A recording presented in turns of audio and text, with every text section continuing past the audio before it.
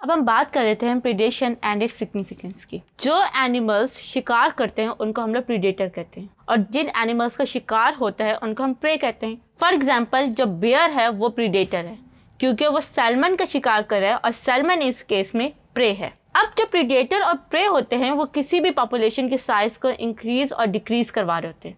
For example, अगर मेरे पास wild bull बहुत ज़्यादा होंगे इन्वायरमेंट में, तो उनको खाने वाले लेपर्ड्स और चीतास भी बहुत ज़्यादा हो जाएंगे। और जब ये बहुत ज़्यादा इनकी हंटिंग करेंगे और इनकी ओवर हंटिंग से ड्यू टू सम रीजंस अगर बुल का नंबर डिक्रीज होगा, तो इनका नंबर डिक्रीज होने का मतलब क्या है कि इनके लिए फूड लेस होगी, तो इनका नंबर भी जो है वो डिक्रीज हो जाएगा।